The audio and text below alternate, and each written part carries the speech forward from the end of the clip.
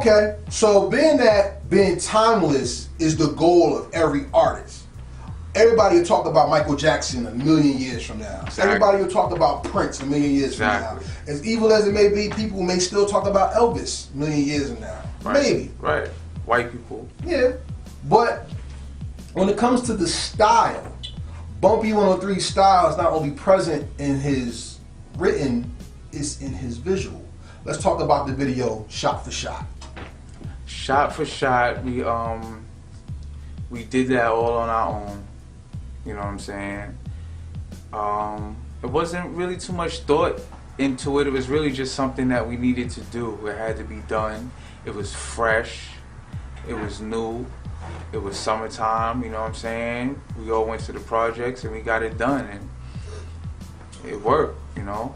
The thing about it is the video's clean. Right. And usually when it comes to, like I said, Harlem is known for setting precedents and then letting it just sit there and let people catch up. Right. The black and white video and the wordplay went together because it showed how serious you are with your game. And the reason why I like to use black and white videos is because you can't get distracted. Right. What did you want them to pay attention to in that video besides you spitting?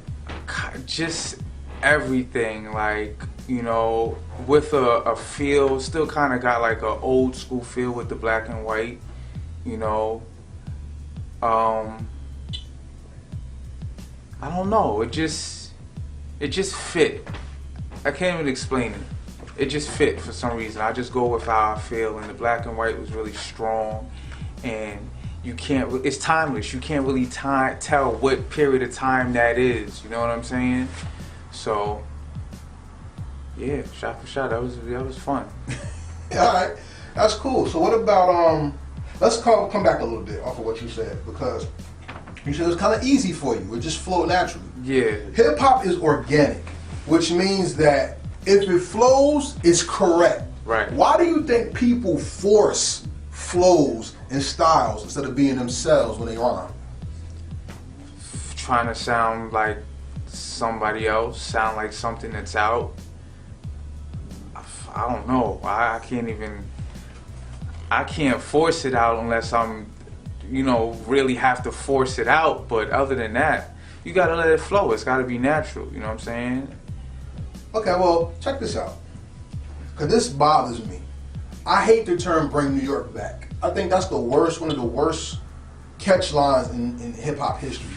And the reason why is because to bring something back means it had to either die or be left. And style doesn't die, style evolves. And there's people who force evolution or people who naturally evolve. Those are called the winners. Right. And the winners are the people who can always be the best at what they do without trying to be someone else. Right. Why do you think in today's mainstream of hip hop, people are trying to be someone else, killing the organic nature of being creative in hip hop? Because they're not creative and they don't have anybody creative around them. And all they hear, they're just imitating what they hear. And that's all that's on the radio. It's a young generation that's out now, that's the most dominant, and a lot of their music sounds the same. So that's the influence. So whoever's coming out under that is gonna sound like that unless they have a different kind of style or a different kind of influence. So, but isn't that how hip hop actually started? And it's not, and you don't see the grooming. I mean, for instance, like when you first started rhyming, you sounded like somebody else. Definitely. But then you had to find your own voice. Definitely. So why do you think it's important for people to find their own voice, and why do you think it's deadly for people not to find their voice? Because at a certain period of time, there was a bunch of rappers that would be out at the same time and nobody sound like each other. So, you know, you might have sound like your favorite rapper, but everybody didn't sound the same, so it's different. You know what I'm saying? It was original people in the game, and there was a bunch of them, and they didn't sound like each other. So it's totally opposite from what it is now. The total opposite. And you know, the more things change, the more they stay the same. So you just have to kind of understand it, whether if you like it or not. just understand what's going on here and how things completely change. Now everybody sounds the same, so that's gonna be your influence. People just rapping right now and they sound like, you know, it's not, they don't sound like their favorite rapper, or maybe they do, but they all sound like each other. So it's crazy. It's like, you know what I'm saying? It's like bad work. It's a whole lot of bad work in the streets. I understand that 100%. And I agree. So then coming back to that, let's go full circle with that. Yeah. Going back to the presentation of things that you've given on video and other sounds that you've put out, why is it important for you not only to be different but to make your mark, where other people are not trying to plant their flag, they're just trying to fit in? Well, for me, I mean, it's all about territory. You gotta make a stamp, you gotta make a mark.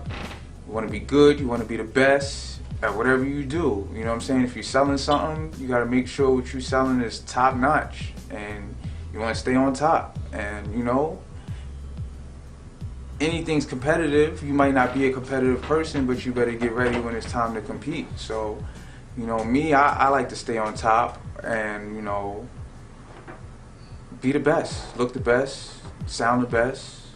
You know what I'm saying? I may not look like it, but in my heart, like when it's time, like, you know what I'm saying, it's gonna be a problem. You get busy. Yeah, it's gonna be a problem. You know what I'm saying? And people know that, but I'm humble, so they know it, but they don't take it as a threat. You know what I'm saying? So it's cool. I get my space. You know what I'm saying? But yeah, I mean, you gotta make your mark, and it's territory. And if you're trying to leave a lineage and a legacy, then you gotta do that shit. You know what I'm saying? So let's talk about lineage, legacy, and influence. Let's go back to the history of Harlem for a second. One of the most famous hip-hop battles that people don't talk about is the night N.W.A. went to the Apollo and got booed off stage. Because, who was it? Was it AZ? And they had that rap group at the time? Who Mob Style? There you go, Mob Style. Well, they had the biggest beef with N.W.A. in history. Because you always hear nobody beef with N.W.A. There was a song Eazy-E in N.W.A. Called "Real Niggas Don't Die," I think it was, and it was about Mob Style. On that out, Reef, you know that? Now, Reef, you know that? Yeah, I mean, yo, Mob Style was gonna murder N.W.A. You know what I'm saying? so let's take it from there. Right. They had songs talking about killing Eazy-E and all that. You know what I mean? No doubt. Now let's take it from there and go back to what you said. Like I said, back to the history of Harlem. Harlem has always been frontline when it came to hip hop, because when it came down to we the people who influence you, give us respect. Right. A lot of people cut ties and don't give them that respect. Right. And I looked at the appreciation promo. Right. Where you're walking on the train tracks, and it kind of reminded me of that story with Mob Style and N.W.A. And the reason why is because when you see somebody on a journey and they're walking the tracks, they're taking you with them to a goal. Right. And the goal of an MC is not only to be heard, but to be listened to and to be influenced. Same thing with Mob Style. They influenced the whole game. And when people came, like, we tough, it was like, but you can't be tough on our land and don't give us a respect. Right. So, what is that journey that the average listener gets when they talk to you, and where do you want to take them? My thoughts, what I'm thinking, how I feel, how I articulate my thoughts and how I feel, how I put it together, I try to make sense. Yeah, I try to make sense for the most part, you know what I'm saying? I'm not just talking, I'm not just rapping to be rapping. I'm trying to make sense as far as what I've learned and whoever else could understand what I'm saying. You know what I'm saying? It's all about the connection at the end of the day.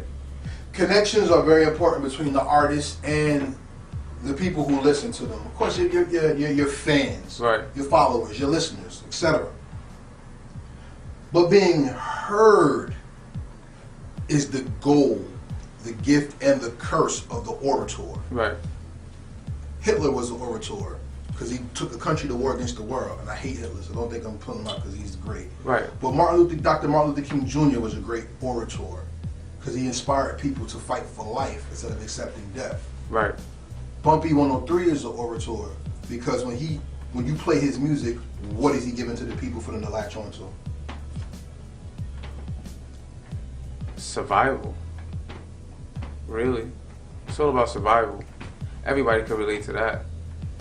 Whether if you rich or poor, you gotta survive. And that's what it really all comes down to. You know what I'm saying? At the end of the day, my message is about just surviving and, you know, doing what you gotta do and push it to the limit. Take it there. If you're gonna take it, or move out the way. You know what I'm saying? Because ain't nobody giving us nothing out here, so you gotta do something. And you gotta survive. You gotta eat. So, you know what I'm saying? That's what really it's about.